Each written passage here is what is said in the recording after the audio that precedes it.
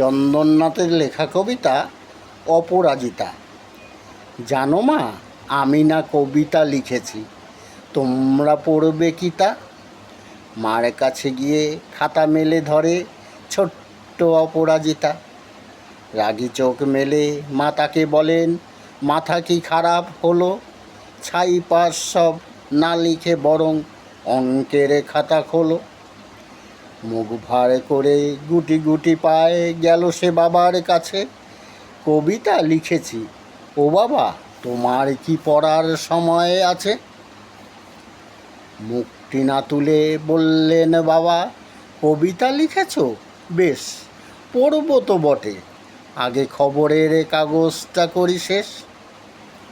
অগত্যা গেল দিদিটির কাছে, ডাকলো সে, দিদি আয়, দেখ না কেমন ছবিটা এঁকেছি ছোট্ট এ কবিতায়। দু চোখে দিদি টিভির পর্দায় ঝলমলে রোশনাই, বলল, কবিতা লিখেছিস? কবিতা না, ওটা ছাই।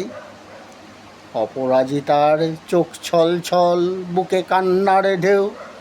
তার লেখা এই প্রথম কবিতা দেখলো না পড়ে কেউ। একা ঘরে বসে সামনে তাকালো মালাতে সাজানো ছবি। স্নিগ্ধ দু চোখে রয়েছেন যে সহজ পাঠের কবি। কবিতার খাতা মেলে সে ধরলে, ঠোঁট দুটো থরো থরো, বলল, ঠাকুর কেউ না পড়ুক, তুমি এ কবিতা পড়ো। কি জানি কি করে কি যে হয়ে গেল, এ কথার সাথে সাথে রবি ঠাকুরের মালা থেকে ফুল ঝরল সে খাতাটাতে। মনে হলো তার সামনে দাঁড়িয়ে বুঝি রবীন্দ্রনাথ, মাথার উপর রাখলেন তার আদর মাখানো হাত।